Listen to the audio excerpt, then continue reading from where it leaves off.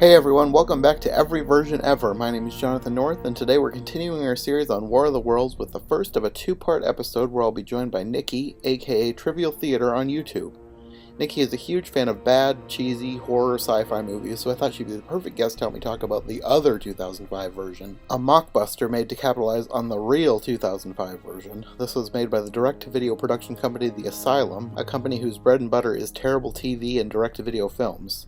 Since this kind of thing is right up Nicki's alley, I thought she'd be the perfect guest to talk about this film with me, and then I discovered that for some reason they made a sequel to this movie, so I figured we'd just get them both out of the way at once.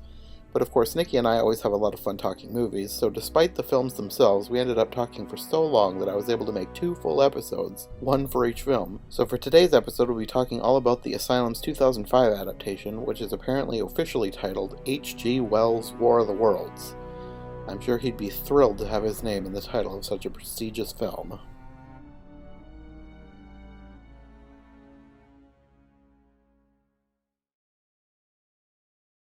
Well, I guess to start, I first want to know what your relationship to this story is. Have you read the book? Are you a fan of War of the Worlds? Have you seen other versions?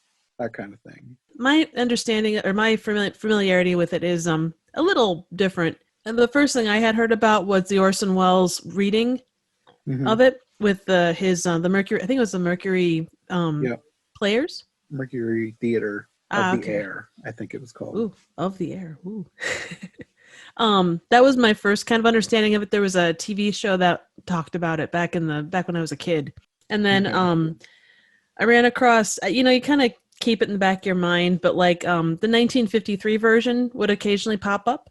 Hmm. And I always really enjoyed that. I thought it was colorful and it was really interesting and it was really well done. And then I ran across the Tom Cruise version from 2005. Hmm. And then I saw more of the radio play, and then I ran across these two. Or you ran across these two and showed them to me. Yeah. Well, my original thinking with this was, well, first I didn't even know about if there was a sequel, but my original thinking was this movie, the first one, was made at the same time as the Tom Cruise one. I think it was to basically capitalize on that film's release. Apparently, that's kind of a thing that these cheap filmmaking companies do. So this was by The Asylum, which I've heard the name of, but I'm not really a horror fan, so I'm not really familiar with their catalog. Have you seen anything else by them? Is Oh, this kind of par tons. for the course with The Asylum? They tend to focus on low budget. Well, generally low budget. They do some mockbusters, but this one was actually their first kind of foray into mockbusters, and they've done several follow-ups to it. So, like when Thor came out, they came out with their own version of Thor. They had their own version of the Avengers, but they make bad movies for the sake of bad movies. So, like Sharknado. They Um, made Sharknado. yes, Okay. like just crappy CGI, really over the top actors, a lot of C and D list actors. So people that might Hmm. have been big in the 80s or 90s, you'll see them come back in a lot of these. They're desperate for something, anything. Well, they're profitable Maybe though. I they mean, like it too. I don't know. oh yeah, like the level of shark movies alone. I mean, there's everything from like Ghost Shark to Trailer Park Shark to What? Sharknet. Yeah, two-headed shark through six-headed shark. Um, yeah, I'm sure that there's tons of others, but yeah, any of the mashups you see, anything like that. I mean, that is their bread and butter, and they're cheap to make. They turn them around quick because the CGI is crap and the actors are pretty low key. Lots of boobs and gore and everything else. So Eh, well, I guess that sort of explains the opening scene. I was like, what is with the nudity? This is. I was not expecting that. yeah, it was kind of random, wasn't it? That whole first bit, Yeah. even the swearing, like it just you wouldn't see that on Sci-Fi Channel, but I'm sure that they have multiple levels of that Yeah, and not for what they not release. to jump too far ahead, but that one guy, the one army guy, the mean one, the one who he's just insane. He's That Jake guy, the way Busey. he was swearing, it was like he just learned how to swear. Now he's got to do it all the time. Like so unnatural sounding. I don't know. Well, and that's very much in asylum movies or tropes. You're not just gonna have you're gonna have like a smart chick scientist that turns out to be beautiful, and you're gonna have the stoic older man and the really Jack-esque characters and such, and that's just kind of how they roll. But that's actually Jake Busey, Gary Busey's son. So the crazy eyes. It's good to know that they're genetic. Oh, okay. But yeah, that whole and just the age difference that tends to be a thing, like younger women, older men, kind of a thing. Like I didn't look it up. I thought about looking it up and I forgot. I was wondering about the age difference. 14 years. Yeah. She was born in 80 and he was born in 66. Okay.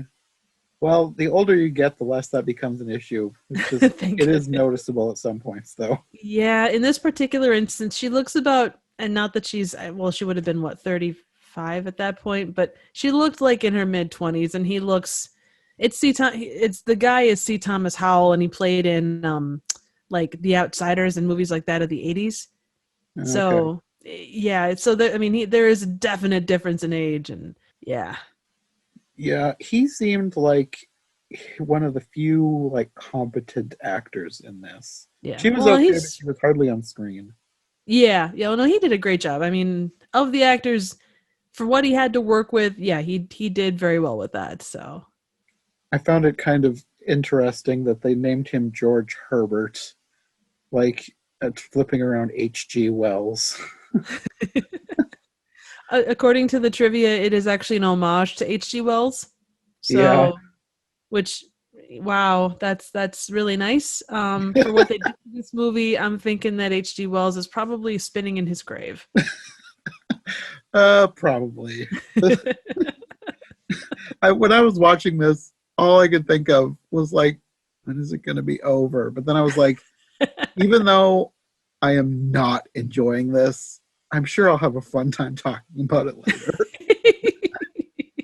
Well, there's a ton to discuss, and I never read the original book, but I've seen enough versions of this where, they all kind of take their own take on this. Mm-hmm. But this is certainly the most interesting, and I guess to stand out, you kind of have to, but it's what they did and how they did it just doesn't make a ton of sense. Yeah. I have semi-detailed notes. Hopefully I can walk this through.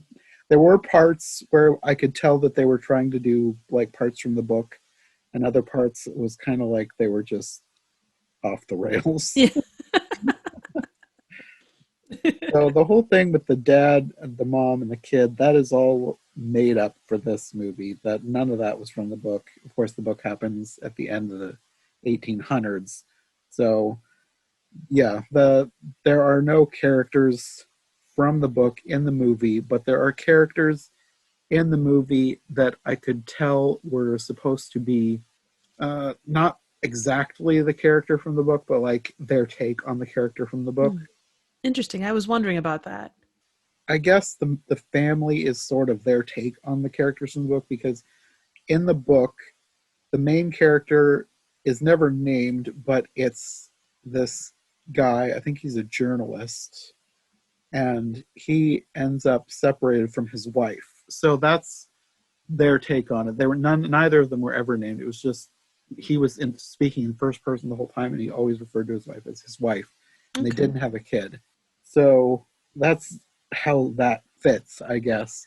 But in this, what was he? It was an astrophysicist, but they kept on saying, "Oh, you have all this knowledge," and he keeps going on like, "Oh, well, botany. Oh, well, it's chemistry. Oh, this. Oh, I mean, He was like the catch-all science guy." Yeah, I mean, that was totally from this movie only. That was not from the book. Right. Not surprising. They end up getting separated because the mom leaves, and that whole scene with them like fighting over him having to go to work, it just seemed to kind of come out of nowhere, because they seemed like they were like a good couple, like had a healthy relationship, and then they're suddenly fighting about him having to go to work. That seemed like it came out of nowhere. It was kind of annoying to me. Anything that happens in sci-fi movies, it's like right or out of Asylum movies, tends to be wrecking ball. There's no build up, and you can see that throughout this entire movie. There are times when that happens everywhere. So okay, Well, they end up separated, and then he's leaving to go to work, I guess, when the first ship falls, the asteroid lands. And the way they shot that thing, it made no sense because, like, he's driving on the road and he sees this thing fall. It looks like it hits over a hill or something. But then, like, seconds later, he's running up to it. And all of these people, like, where did all these people come from? They're in the middle of nowhere. And all these people are surrounding this ship. I had to laugh too because there was the one person he was talking to like automatically turns to him and says, "What happened?" Even though he arrived on scene. And next to him was a chick, like she seemed like the color commentary person. She said, "Oh, that's ginormous," and then she said something like, "Oh, it smells like ass," and it's just like that's not really what you say about, like it's just like who says that, Yeah, that was another one of those things where it was like, it just felt out of place. Like they had to be as edgy as possible. Yeah, well, edgy for 2005, so.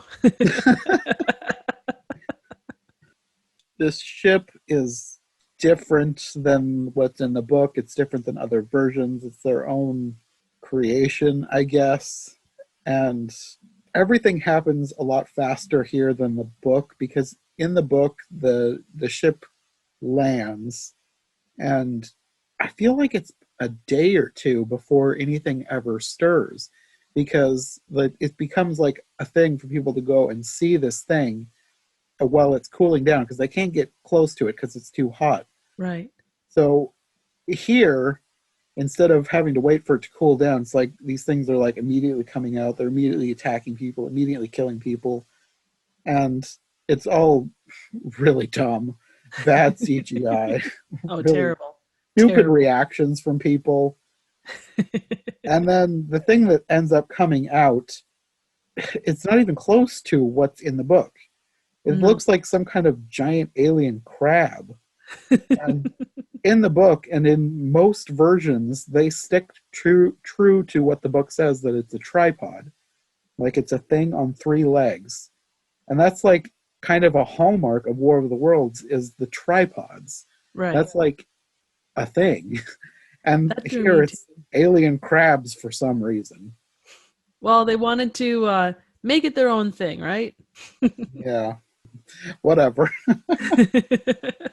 Again, they're going to take it, and a lot of times with these mockbusters, and I don't know if it was so much with this because it comes from a relatively established story, but say they find out that there's a movie coming out about Thor. They're going to take that and they're going to rush it through production so it can come out before or right as the regular movie comes out. So they can, so people will be like, "Ooh, Thor, yay." And they're not realizing that it's not the right one.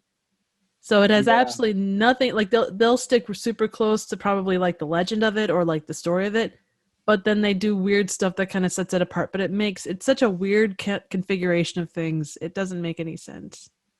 That kind of reminds me, and this is like I was telling my cousin about these movies, and I compared these to the cheap fairy tales like Aladdin and Cinderella that would be in like Dollar General. They're like bad animation, ugly characters, but it's like $1 and it's a Dollar General, so somebody's grandma's going to get it for a kid. Oh, absolutely. It's like the same thing but for adults. Oh, totally. And that's the thing with any of these. That is exactly how you can relate them. That's all. It's the best explanation you could possibly give. Okay, so after the ridiculous carnage, the guy flees and he calls his wife and they're going to meet at the Lincoln Memorial. So now his goal for the whole movie is to get to the Lincoln Memorial, which I'm not sure that there was ever like a specific goal like that in the book because like he knew where his wife was. He left her, now I can't remember, to go investigate something because I'm pretty sure he's a journalist and he had to go somewhere. Okay. So he left her with family. So I guess he is sort of trying to get back to her, but like they weren't separated in that she drove off angrily and now they've got to meet at some grand location. But that's what's happening here. They have to meet at the Lincoln Memorial. Because reasons. Because I think that's where they got engaged the first time or something like that, and they were doing a like a marriage Or he wanted to propose to her again because 10-year anniversary or something. Yeah, something like that. He Oh, was telling that to the kid who is not that great of an actor either. no. Did you notice too? They did the whole, oh, Alex has a cold. I think the kid's name is Alex. But oh, Alex has a cold. Oh, did you notice Alex has a cold? Make sure you put on a coat because you've got a cold. You know, it's just like Yes, we get it. Viruses. yes, it was like beating you over the head with the foreshadowing. Yeah. I thought they were gonna do more with it though, I gotta say, like first that Yeah, came up and then like the rabies thing came up and then it's like, oh, they're gonna take a different take but on the same idea. But then it just ended up being, oh, general viruses took him out, not anything specific. yeah, that was really strange. Yeah. Not that the rest of the movie was much better, but still. At some point in here, he meets this guy who's in the army. This is the guy from Iowa. Woo. And this guy is another one who he's not the same character from the book, but he's this movie's take on a character from the book. In the book, he was just called the Artilleryman. Mm. But I think what they did was take the character of the Artilleryman and split him into two characters because I'm fairly certain that the insane army guy is like another version of the Artilleryman because the Artilleryman, he wasn't. I mean, he's better at the beginning, and then he's kind of crazy when he finds him again at the end of the book. So I think what they did was they took his good side and his bad side and split him into two characters. And he ends up staying with this guy much longer than he did in the book, I'm pretty sure. I don't remember him sticking around as like a semi-main character for most of the book. I think it's the first night that George is out. He can't get into a shed. So he sleeps outside the shed and then the army guy comes along or someone comes along and then they, they lift up the shed and get in underneath it. Mm-hmm. And then that whole scene, it's like, that's so goofy. Why? And then they didn't even stay there very long. No, they Like, didn't. what's And the then point of this? And then they leave. They just open the door and go. I don't know why, but I busted a gut at that scene. It was so stupid. Yeah. Yeah, it really was. I had to laugh at the guy when they were in the little town thing, like where they were getting groceries and stuff. Everywhere he went, he kept like pointing his gun at stuff and like waving it around, like not in a malicious way. He just like that's how he pointed at stuff was with the gun. The guns, I think that was another thing that I thought was weird too. It looked, maybe I'm wrong, but did all the army guys have like just handguns? I think you're right. I think they all did have handguns. Yeah, and that just seemed weird because I don't think that's standard. I'm No. fairly certain that's not standard. Well, especially if you're going up against something like a giant, mechanical crab, I'm pretty sure that you'd want something more than just a handgun. Yeah, I just thought that was weird, and I was like, did they not have enough budget for like actual realistic looking military grade weaponry? So they just gave them all handguns. It just seemed odd. Very much, very much. Did you notice too that the good soldier guy disappeared? Like there was that weird scene where they were like running away from stuff, and George ended up in a boat floating down the river. Like he crawls to a boat and floats down river, but then the army guy just disappears and then shows up later in the movie. Yeah, I don't know where he went, but I think maybe they did that because that's sort of what happened with the artilleryman in the book. Because Only like was he done meets better. him, and I don't think that they were like gonna go on a journey together or anything. But he doesn't stay with him. He is with him for a little while, and then they're separated for a long time. And then he finds him again, and I'm wondering if that's the only reason that they did that was to have him at the beginning, and then so they could have him again at the end. I don't know. True. I just assumed plot convenience. So Yeah, I don't know. It didn't really make a whole lot of sense to have him just vanish like that. Yeah, yeah. Oh, and the brother that was the army ranger, like the big deal made about that. And then you see the guy, and he looks. I guess there's a certain image you have in your head when you talk about elite soldiers, and this guy Mhm. looked like a 50-year-old guy that was sunken cheeks and all that stuff. Regarded he was cut in two, but Oh, is that what was wrong with him? I couldn't tell what was wrong with him. Maybe it yeah, was just my screen was too dark, but I was like, I can't really see. He's kind of buried. I couldn't really tell what was going on with him except that the army guy threw up. yeah. No, he was from what I saw, and I could be wrong too, but the way it looked to me, he was like missing everything below like lower chest. Huh. Okay. How he was still alive, how they found him, who knows? Plot convenience. Yeah, I don't know. I guess I'm glad I didn't get too good of a look then. Well, it was pretty. I mean, it was not tame, but it wasn't like like R-rated gore, I guess. That's true. Like most of the gore and stuff in this was so fake, Yeah. which I guess is fine because I don't really like gore anyway. But it was still was like, especially like the skeletons. Like there were skeletons all over the place that were just red. I Yep. was like, that does not look the slightest bit real because that's not what would happen to a skeleton. It wouldn't be just red after being left out for who knows how long. Right. Like blood turns brown pretty quickly. So these skeletons are not going to be bright red forever. You mean they're not going to be juicy? Darn. No, and that was another thing with the heat ray. Like the tripods, the alien ships, everything have their main weapon is a heat ray. And as far as I know, I could be wrong, but like the heat ray pretty much incinerates everyone completely. Like they burst into flames and then they're eventually gone. It doesn't leave a skeleton, and if it did, the skeleton should be charred, not bright red. That made no sense. Well, we're talking about Asylum or Asylum studio level physics here, so yeah, Yeah, all I that guess stuff. so. They're not the same shot to shot, much less throughout the entire movie. Yeah. Oh, you had mentioned how much time had passed. There wasn't really that much time that passed. There was maybe like a week, maybe two, in the course of this Yeah, movie. I don't think a whole lot of time passed in this movie, especially not as much time as passed in the book.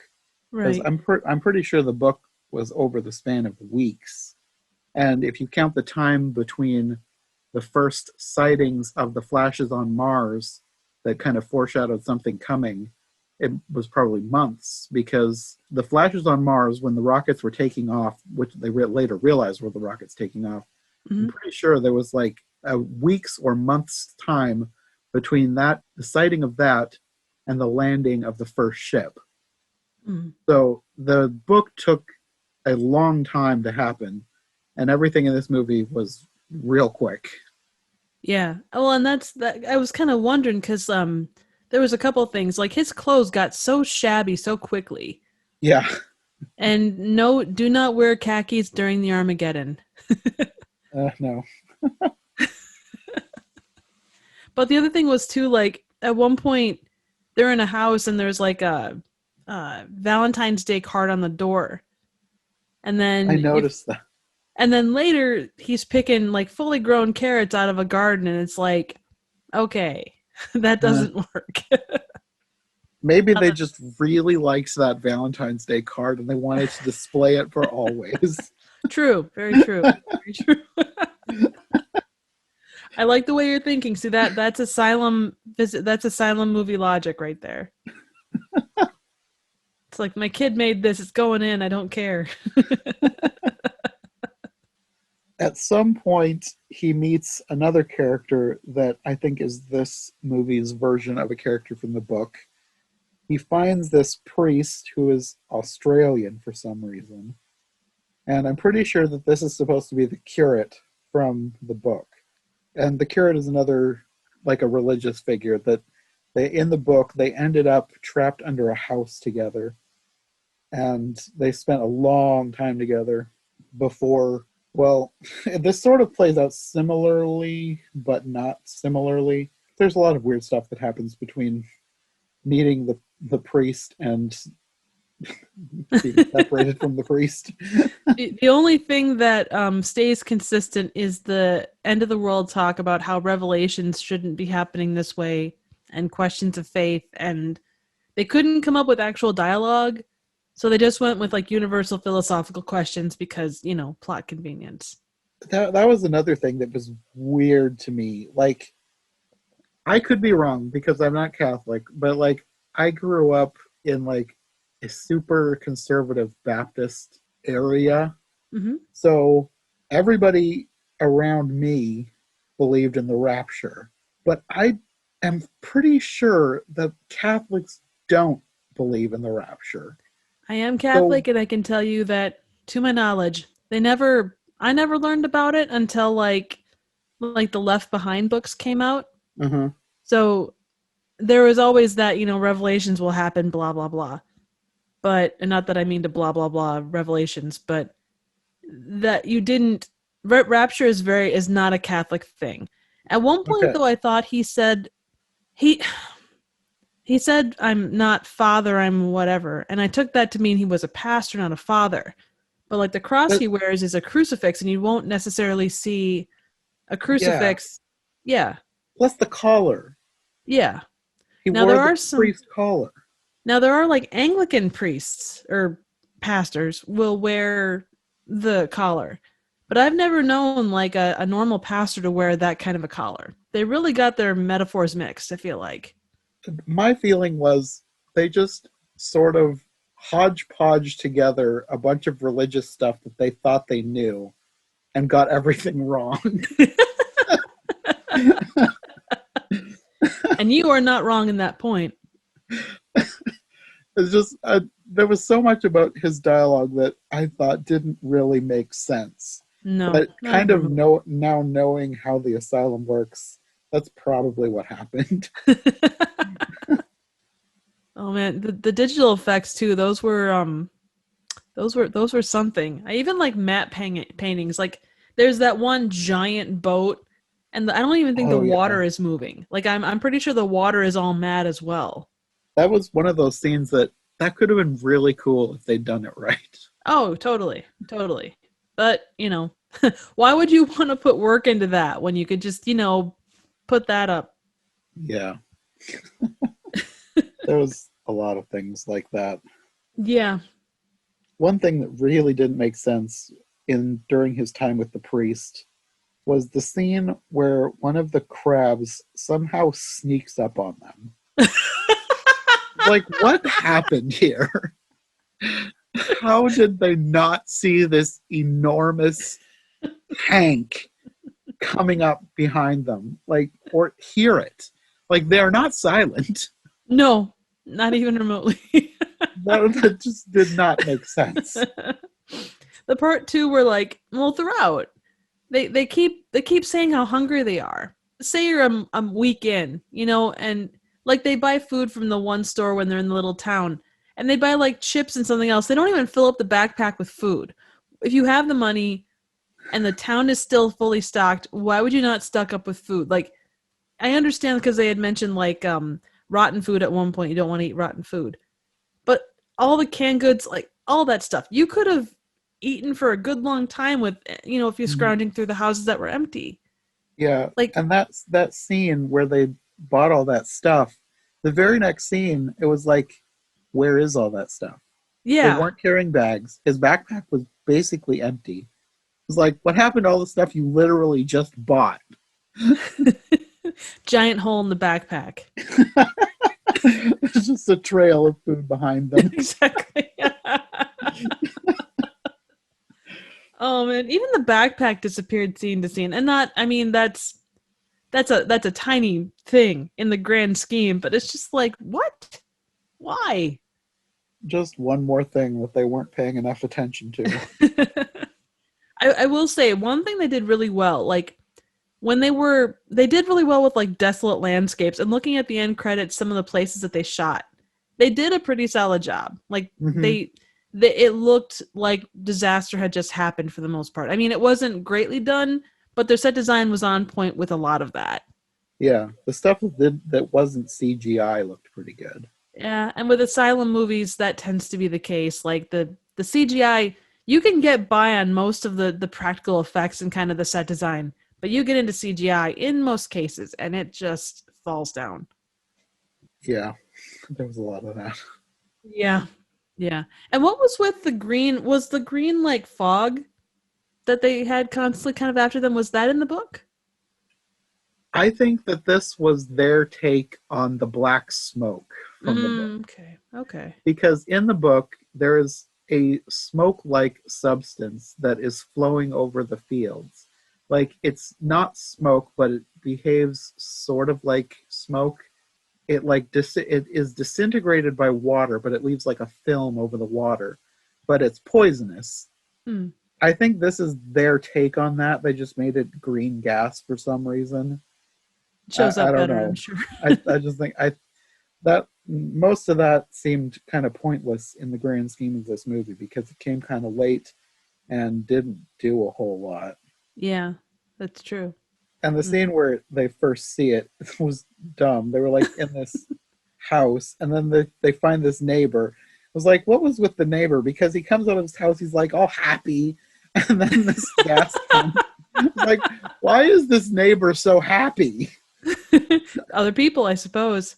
Now I'm wondering if Maybe that I was don't maybe know. like, and I didn't. I looked through the IMDb on the first one, and I outside of the couple names I didn't recognize any, but he could have been like, say the writer or like random cameo type of a thing without being a cameo. Because again, that's a thing Asylum does. Like they'll pop in all these weird cameos. Like you look at Sharknado, and that's an extreme example. But you have all kinds of like random people show up and go, oh hey I know them, or hey I know them. So. Hmm. This is the point where it's their take on the scene from the book. They're underneath a ruined farmhouse. But in this case, I'm wondering if it's kind of an homage to the 53 version because they have another ship land on the house, which I don't think happened in the book. So the only thing I could think of was that they were homaging the 53 scene That because would that make happens in sense the given. 53 movie. Yeah, and that I think the Tom Cruise version took that too to some extent. Like the way that it's set up. I think you're right. I think it is homage to 53. Oh, I didn't even think about that when the plane crashes on the Yep, house. exactly. Okay. There was a lot of like little sneaky Easter eggs in that movie. Mhm. I really liked watching it again now that because when I first saw it years and years ago, I had not seen the 53 version.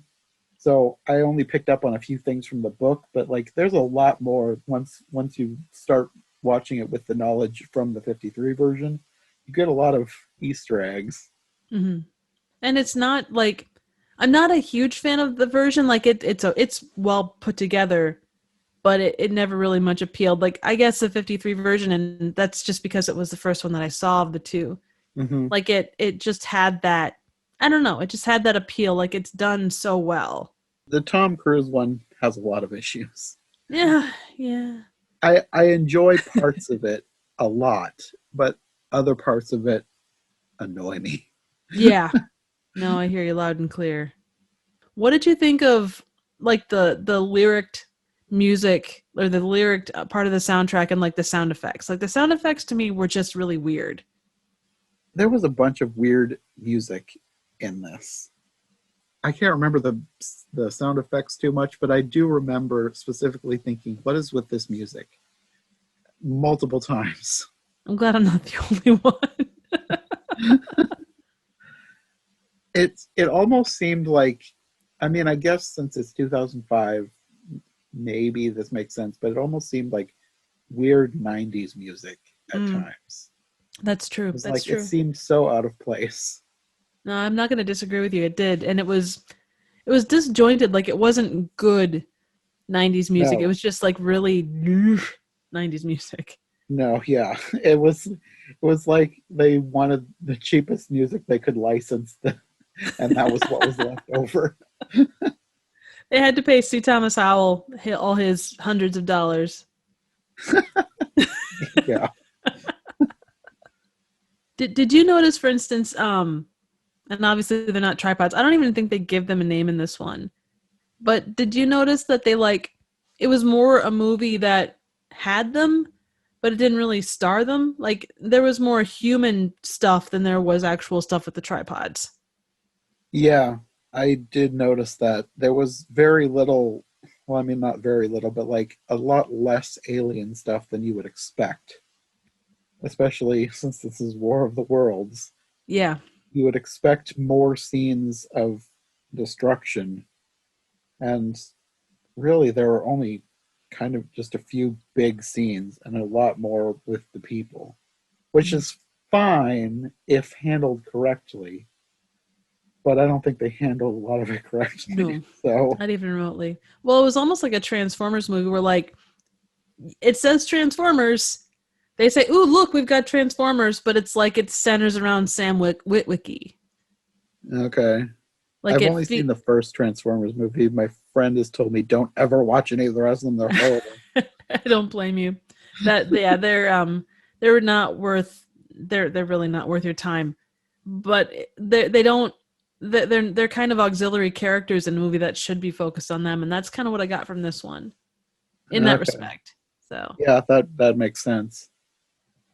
We're still under the house, but this is like a vet clinic, and this is where we get the stuff with the rabies. Like there's rabies vaccines, and I don't really know where they were going with all that. There was like he wanted to infect them with rabies, but like how is he supposed to know that that would even work? Because in the book, nobody would even thought that. Like the only thing that they tried was to shoot them like with like artillery fire. Like they were trying violent ways of doing it, and nobody even thought of viruses.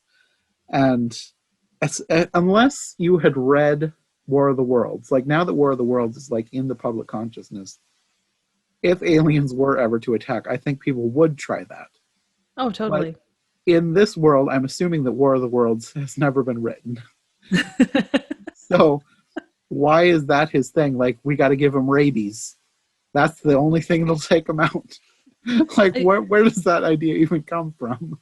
And I think it was more the idea of infectious disease more than it was actually like rabies specifically. I think that probably like made the idea come into his mind. It's still a dumb idea because like the thing that undid them in the book and all the other movies was their own exposure to the thing that they needed most, human blood, which didn't even come up. Like they didn't talk about that at all. No, I made a note of that too. I was like, why didn't anyone even mention the blood? Yeah, they were trying to, it seemed like they were trying to have their cake and eat it too, as far as like, this unknown threat that we have no idea what it is. We have no idea what it's going to do. But yet, yeah, like you say with George, he's like, ooh, infectious disease or rabies or whatever. It could take them out. Right now, there's another weird thing that I guess I forgot to mention it earlier, but it happens again to the priest. Well, first he's like having this crisis of faith, and he's talking about like he's lost his faith, and then there's the whole thing with the rabies, and then suddenly he regains his faith, and then he's immediately melted. It was so dumb. The face melting scene was pretty solidly done though. Like of the effects in this movie, that one wasn't bad. I guess so. Grand scheme. It had happened earlier too. At the beginning, somebody else got melted. Oh yeah, you're right. Both times I was like, "What is this? This is not from the book." They just wanted to melt somebody, I guess. They did. They were like, "Hey, we've got a whole bunch of facial prosthetics we want to use. What can we use them on? Let's melt somebody's face." Yeah, that was not from the book at all. There was no similar weapon that the aliens used. That was just something that they made up. Anyway, at this point, he flees the place where the priest got melted, and this is where you get the carrot scene. But one thing that I noticed with the carrots that he's yanking out of the ground and scarfing down, there's no dirt on them. It's like carrots are covered in dirt when you pull them out of the ground. These are like practically perfect. They come from the best farmers market. All of the money, like all the extra scripting money or all the extra money for the movie went to those carrots. And they couldn't even they didn't want to mar their image with dirt. No. It had to be pristine. pristine. Oh, totally, totally. I mean, Guy can totally be covered in dirt, but yeah, carrots. No. At some point in here, he is reunited with the army guy, and then also the insane army guy. And I forget exactly why it happened, but like he ends up, the insane guy shoots the nice army guy in the head, and then our main character George smashes him in the head with a rock, and then the rest of the army just wanders away.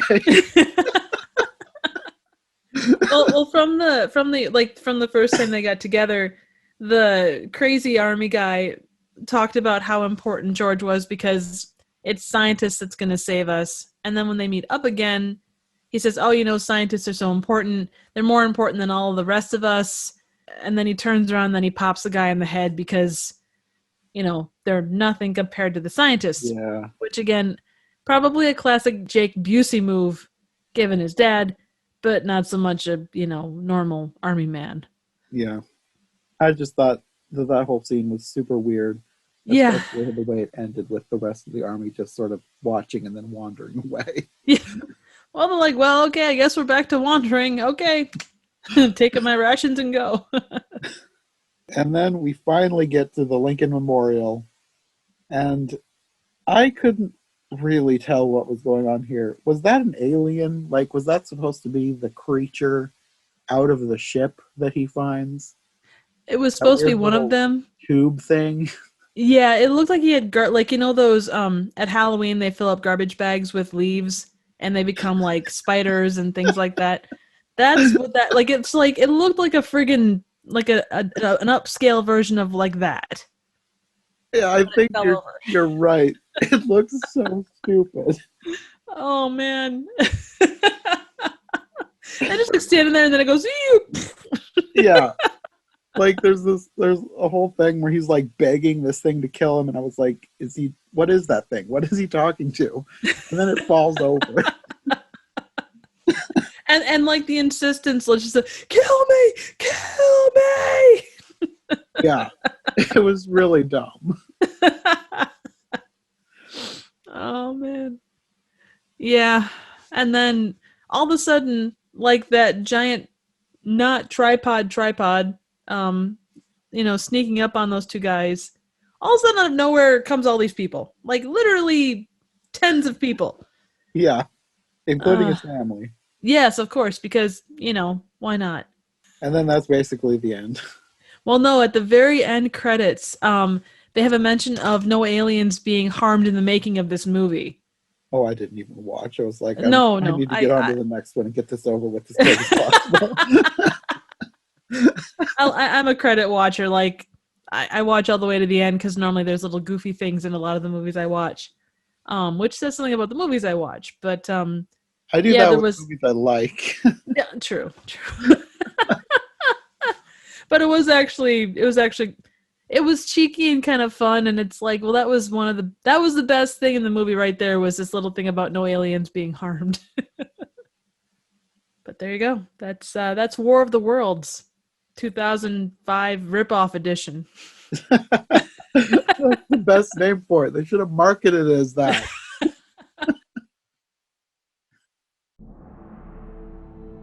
Thank you so much to Nicki for joining me for this episode of Every Version Ever. Like I said at the beginning, while researching for this series, I discovered there was a sequel to this film, and Nicki and I decided to cover it while we covered this one. So next time we'll be talking about the 2008 film War of the Worlds 2: The Next Wave. I'm so excited.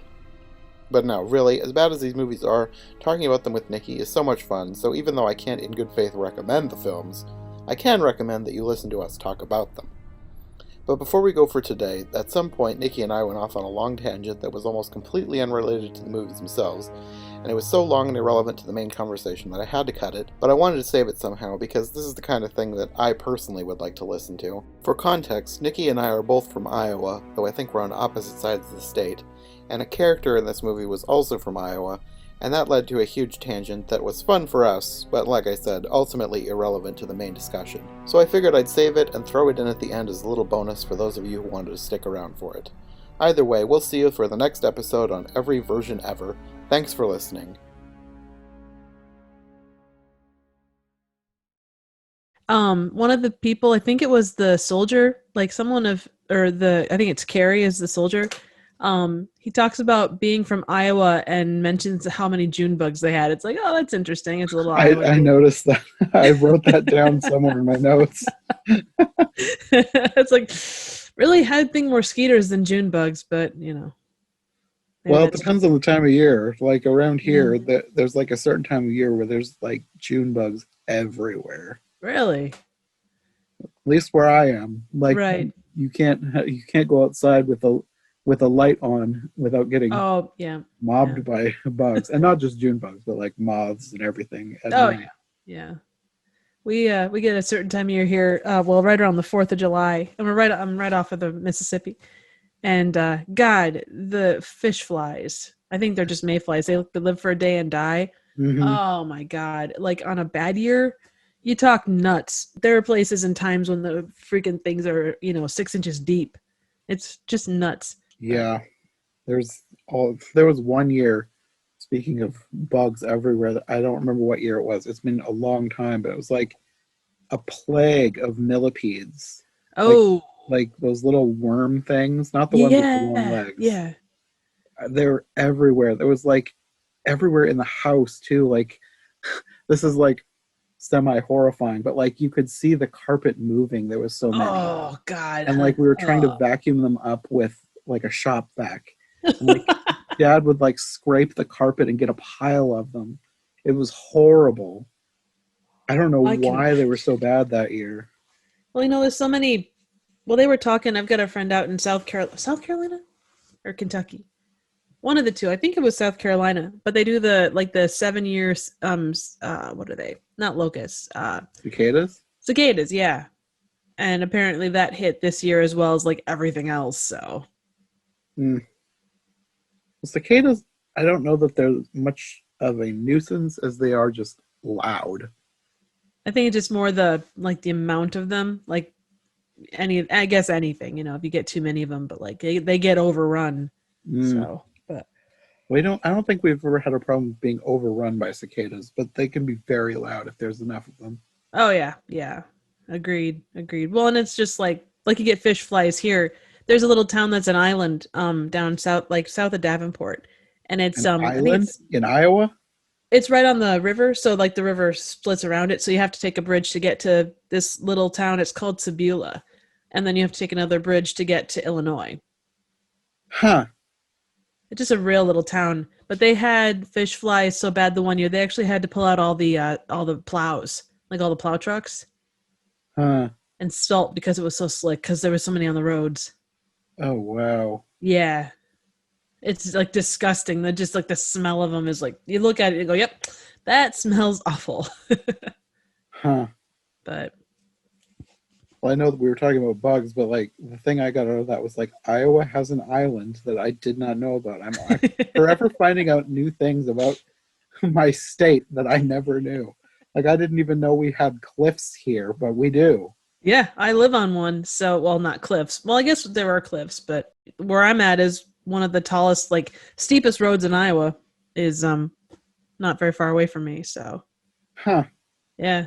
It sucks in the wintertime. You don't drive on it, if it's snowing. But oh no, we've been snowed in at where we are at times. There was one year we had snow that went up, like they had a specialized plow come through to dig us out because the snow was so deep. Wow! So up to the top of the mailbox. Oh my God! Plow had to come through, and I bet that at points on our road the snow was like 10 feet high. It was like. You had to look way up to see the top of the snow. Wow. That's amazing and scary, and I'm glad you're okay. It was like my family came here from Canada when my dad was a teenager. Oh wow. And we'd always hear stories about Canadian winters. So it was almost like we were living through one of Dad's stories of his childhood. I can imagine so. Oh God, that's awesome. Well, I'm glad you came to Iowa. You know, Canadian nice, Iowa nice, Yeah, all relative. it was the perfect place for Canadians to move to. Oh, totally, totally. Well, and it's you know it's relative. I'm sure it's warmer here than what you'd get up in. I mean, from what I understand of Canada, I don't know it well, but Hmm. just given altitudes and stuff, or not altitudes, but like where you're at. Yeah, further Um, north you get. yeah, yeah. Like I got friends up in northern Wisconsin, and they get like 3 months of nice weather a year. The rest of it's either snowing or going to snow or recovering from snow. So, Hmm. but they're pretty rural though too. So, Well, alrighty, that was well, certainly a rabbit trail. yes, it was. Went from we went from I guess we went from June bugs to Canada, so that's not so bad. There are weirder tangents. Well, I suppose we should get back to the topic at hand. Do we have to? Uh, yeah, that's what we're here for. True, true. And they weren't bad. They just, yeah. Anyway.